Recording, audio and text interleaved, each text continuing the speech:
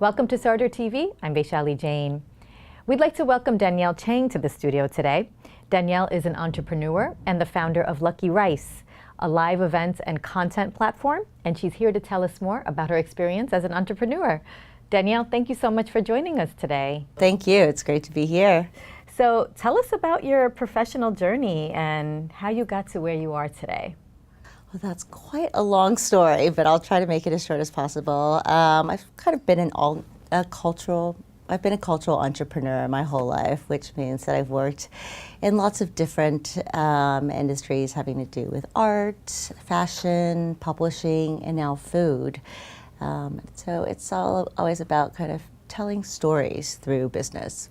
Tell us how you decided to build LUCKYRICE and what it's about. I've always wanted to create a lifestyle business that shared a little bit more about my heritage. I was born in Asia, but grew up in the US, and I just thought food was really the most universal lens through which to share stories about Asian culture. What is LUCKYRICE? Tell us a little bit about the concept. Yeah, LUCKYRICE is an Asian food festival that I founded about 8 years ago in New York, and since then we've kind of expanded across the country, so we're in different markets across the US.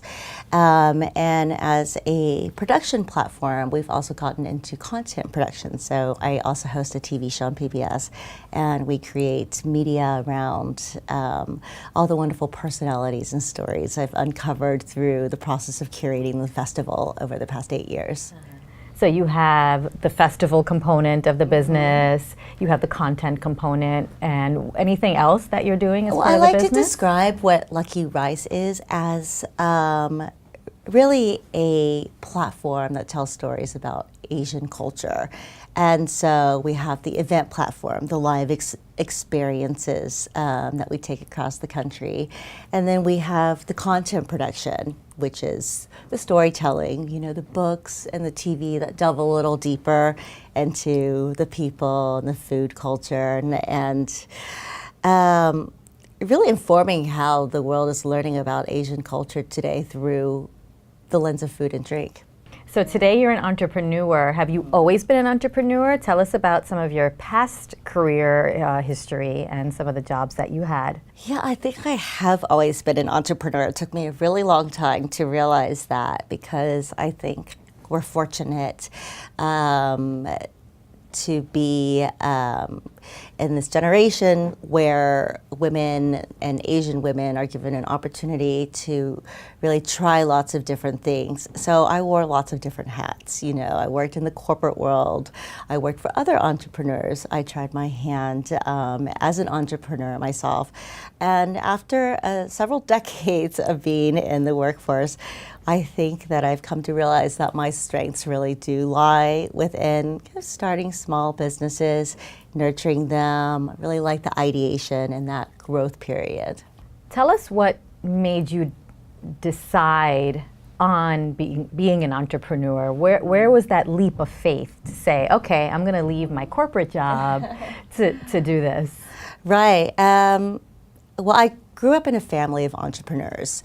My grandmother, who is an amazing role model, she fled with my family during the Cultural Revolution to Taiwan, where she really started a business of her own and ended up supporting her family and later sent them to the US.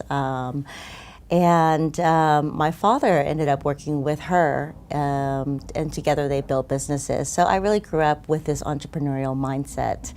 I'm definitely an entrepreneur, and I feel it in my spirit, and that's kind of what motivates me. You know, after working for several decades, I know my strengths and my weaknesses, and my strengths are really in kind of like ideating businesses. I'm not a great manager. So when I consult with younger women who are trying to figure out their own career paths, I really, try to encourage them to think about their own strengths. And, entrepreneurship is definitely not for everybody. What are some ways that you've gotten validation of your business ideas? Especially when it comes to, thinking about who your customers are, what the idea is, your business model. How do you validate those ideas? Well, that's a tough question. I mean, I think that validation for business comes naturally through numbers. You know, are you growing your top line? Is your revenue, your audience growing year after year? But for me, validation also comes strongly through how much meaning and impact I have. So because my business is about the culture of culture, if you will, it's important for me that my words resonate and that the stories that we tell through our festivals and through our media are impactful. And you know, I started my career out as a journalist, so I always have those kind of goggles on whenever I'm thinking about my business and the stories that I'm telling. How do you validate the idea even before you get into the business? What are some things that you're looking at to make sure that it could go somewhere? I've worked in lots of different industries, but as I've said, they've always sort of related to culture. So it's unlike selling widgets, you know, it's not a commodity business. So I always try to measure the success of whatever I'm doing by the impact that I have. And so with LUCKYRICE, I think that we're kind of on to this period where Asian culture has much more resonance, and Asian food is not really thought of as this new, really different, exotic cuisine, but rather a part of our everyday grub. And so that's sort of the message that we're trying to tell through everything that we do, whether it's our events or our media.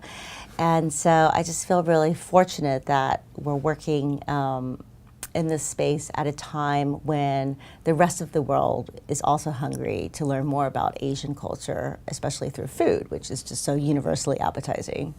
What were some of the mindset challenges that you had to overcome when you were first starting this particular business? Right. I mean, I think that I have always considered myself a very ambitious person, so I had to reshift my definition of success. So for me, it's not necessarily about the zeros that I'm bringing home at the end of the day, but about impact. And so when I started LUCKYRICE, I decided that my goal was not really to grow as quickly as possible and, for instance, to have festivals in every single market around the world, but rather to change perceptions of what Asian culture is through food. That was my medium. And so that was a challenge that I always kept in the back of my mind. What is your business model? That's a very good question. My business model is really similar to, I'd say, a advertising model. So I worked in the publishing world before I started LUCKYRICE, and you know, in the publishing world, it's like a three-legged stool. You have the advertisers, you have the subscribers, and then you have the content, and they all somehow balance each other. And so with LUCKYRICE as a festival, the business revenue comes from two major sources: the sponsorship revenue and then ticket sales. Tell us about some of the major obstacles that you've had to overcome as an entrepreneur and what some of those were.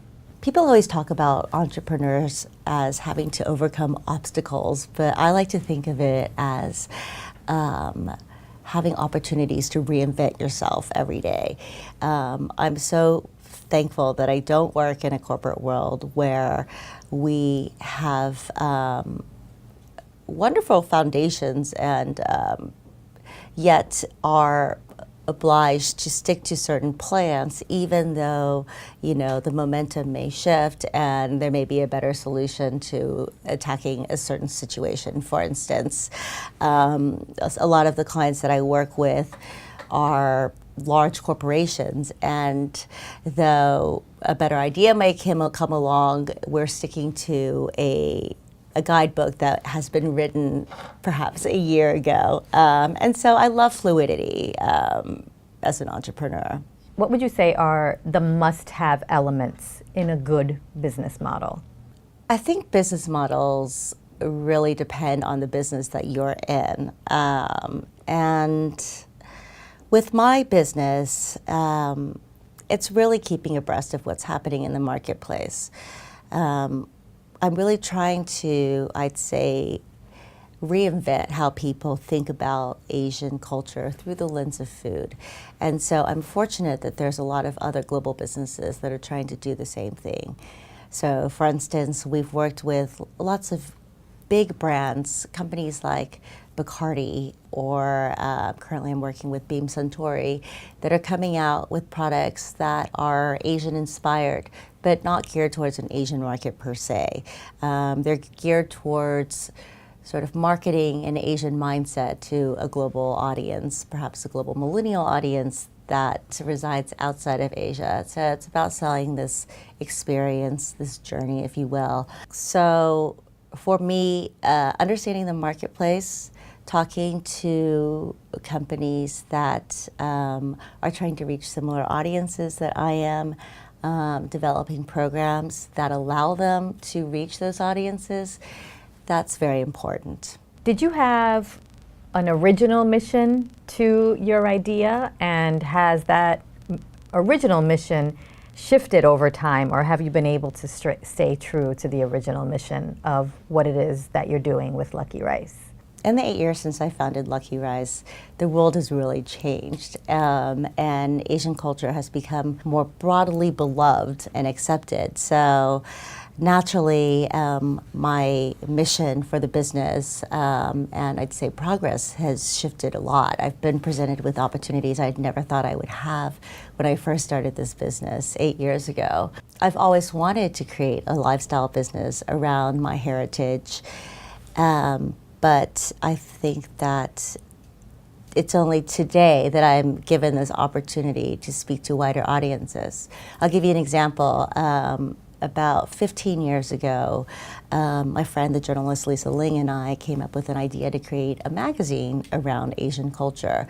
And so we called it Red, and we shopped it around. We went to all sorts of advertising agencies, and wanted to create this this magazine that would talk about Asian culture, things like yoga, the foods that we're embracing, travels from India to Taiwan and Thailand and beyond.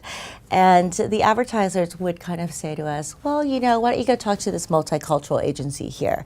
Because even 15 years ago, people really thought about Asian culture as this fragmented little multicultural part of a business, and not as a broad-based part of our global culture like it is today.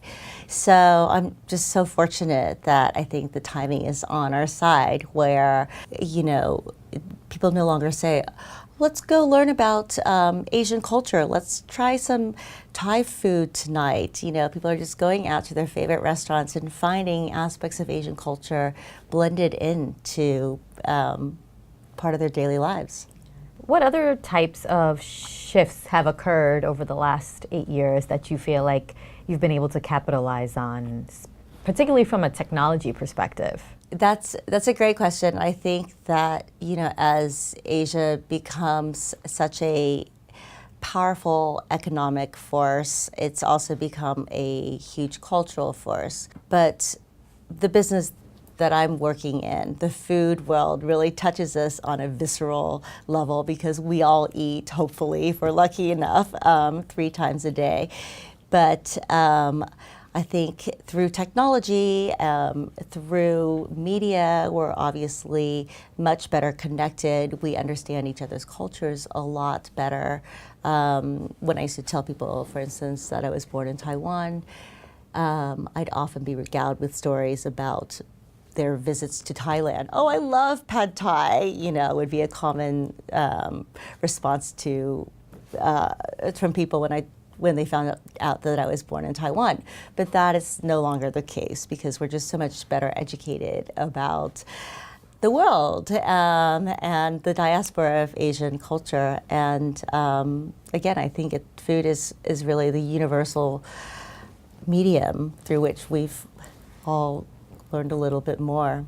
So tell us your approach to funding. Is it something that you do on your own, or do you pursue it? It's actually a self-funded business. LUCKYRICE is a really small business. Even though we've been in business for 8 years, I still like to think of it as a startup with a very entrepreneurial mindset. This is not my first time, my first rodeo show. Is that how they say it? This is not my first rodeo show. So, you know, I've created businesses in the past and decided that with LUCKYRICE, I really wanted to create something organic and not go the funding route. And it's worked for me. I've learned from working in different sectors and in different businesses that my strengths really lie in the kind of the ideation phase and not in the not in managing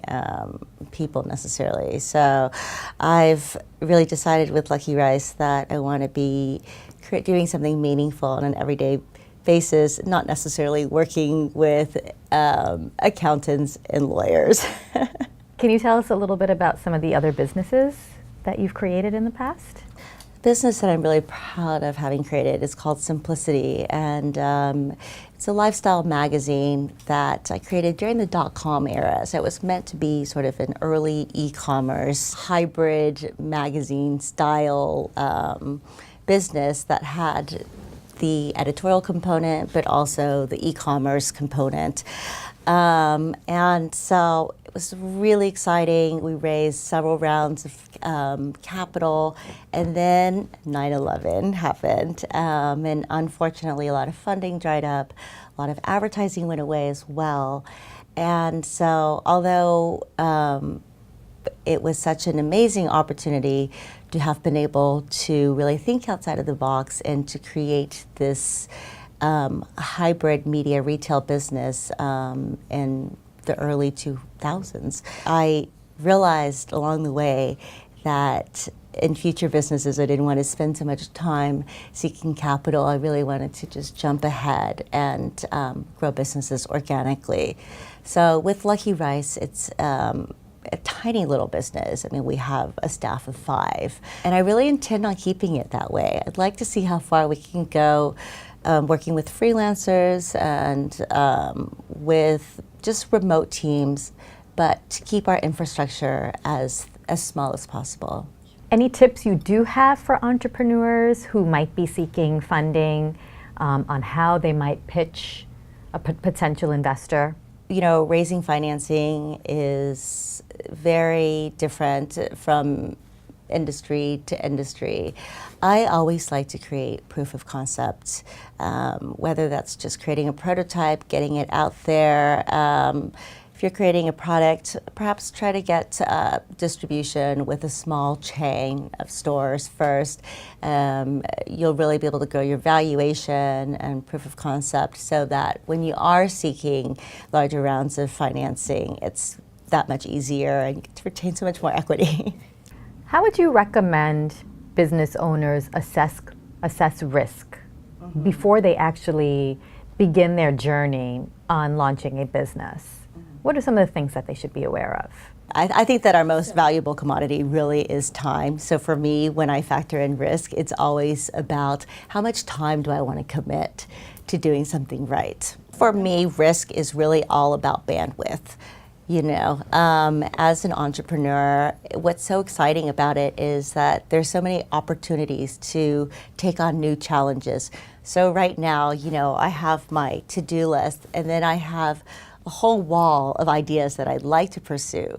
But it's so important for me to have my to-do list executed perfectly before taking on, you know, new market opportunities. So it's all about calibrating that bandwidth, and that is really what risk is for me. Now you mentioned there's a staff of 5 people. Tell us what you look for in your employees and your freelancers when you do hire them. For me, hiring people is all about finding really, really smart, loyal people. And I rarely approach people with, say, a finite set of job descriptions, I always talk to the person and say, what is it that you'd like to contribute to this company? What would you like to get out of this opportunity? And then try to create roles around them. Because if you assign people a set of 10 things that they have to come to work and do every day, you're never really going to get the best out of anyone. I think people who come and work for a small business usually have that mindset that they want to grow and they want to work closely with the founder, with other smart, ambitious people, and that their day-to-day jobs are going to fluctuate a lot. What are some of the things that you do to build customer value around your product? And in this case, it would be some of the content that you're working on, or the food festival. So the core of our business is really throwing these live events. They're called feasts, and so we're now holding them across the country in about 8 different markets. And when we go into each market, we bring together about 30 different chefs that really offer tastes of dishes from across the Asian diaspora. So, we'll have chefs both Asian and non-contributing to these large feasts. And so success for me, or the value really, is in creating a wonderful experience that doesn't feel like a trade show. I think just as we're seeing saturation with the publishing world and with CPMs really driving media valuation, the same thing's kind of happening with the event world, where it's becoming much more commoditized. And so what I'm trying to do with the LUCKYRICE festivals is to stay away from falling into an industry where we're judged solely by the number of people that are walking through the door, but rather I would like to create experiences that can be valued on a different metric. What would you say is the single most influential factor in the success of your business?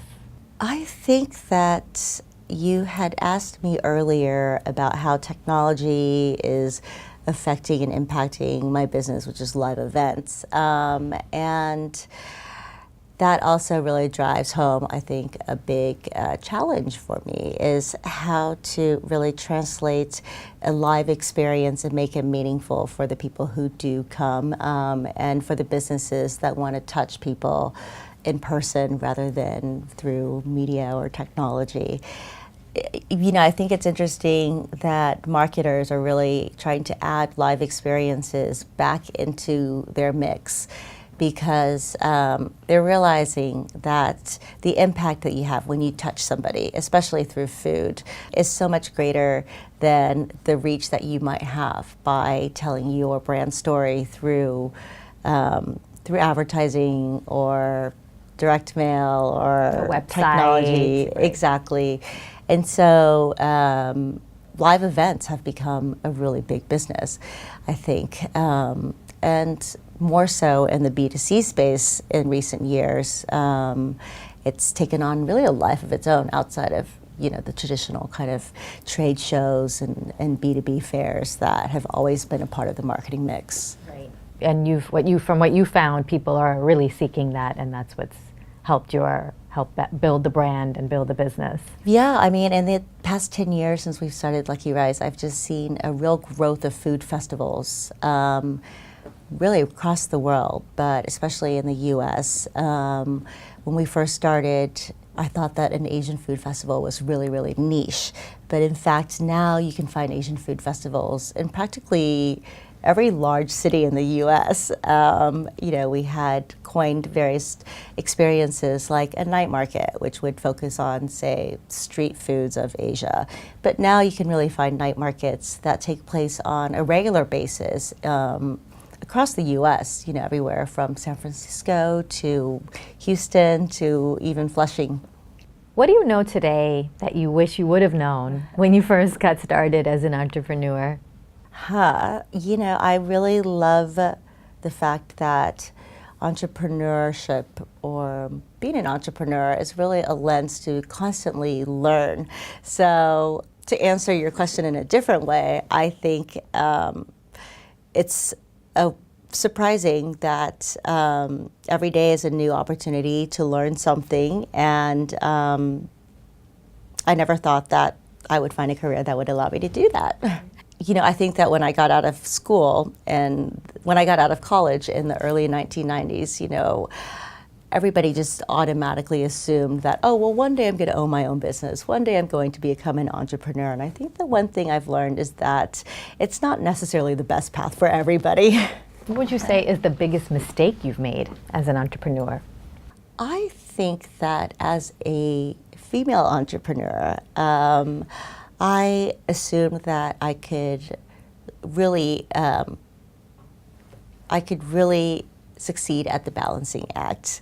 You know, I think that I was sort of came of age in a generation where everybody told me that it was finally the generation that could have it all and have it all at the same time. And that meant, you know, having a thriving family and a career and time for myself. And while I believe that all of that is still possible, I believe that it can't happen all at the same time. It can happen at various phases, periods of your life, but that balancing act is still a challenge. Any books that you recommend that every entrepreneur should read? I love reading books about other entrepreneurs and the lives that they've dealt with and how they've overcome struggles. I think it's always really wonderful to read, you know, historical biographies and to take that context and kind of realize that life is cyclical and that a lot of the problems or issues or opportunities that women hundreds of years had are still the ones that we're facing today. Did you face any sort of family resistance to the idea of you becoming an entrepreneur or while you were on the path to becoming one? I have to say that I've had a very supportive family, and as I said, my grandmother was a very strong matriarch, and so thankfully, even though I grew up in a very traditional Asian family, it was never an obstacle. You know, my father always included me in his business conversations. He always encouraged his daughters to go forth into the business world, and really was never an obstacle. Any common myths around entrepreneurship that you hear that maybe you can mitigate for us today? A lot of people underestimate the amount of ambition and hard work that goes into running businesses, regardless of the size of the business. So, because I work in the cultural realm, there's a myth that I run a lifestyle business, which I have to say is really far from the truth, because I wish that I had a better sort of work-life balance. But in fact, I think that I probably put in a lot more hours now running my business than I did when I worked at other companies. And I'd say that though I love being an entrepreneur and I would never trade it for anything else, it does create this sort of never-ending workflow. So when I'm with my family or my children, there's a little bit of guilt that I'm not working hard enough. And yet when I'm working, there's guilt that I'm not with my family and children. So it's really trying to mitigate that and come to a balance that works for you. Danielle, this was great. Thank you so much for joining us yes, today. Of course. And we'll see you next time on Sarder TV.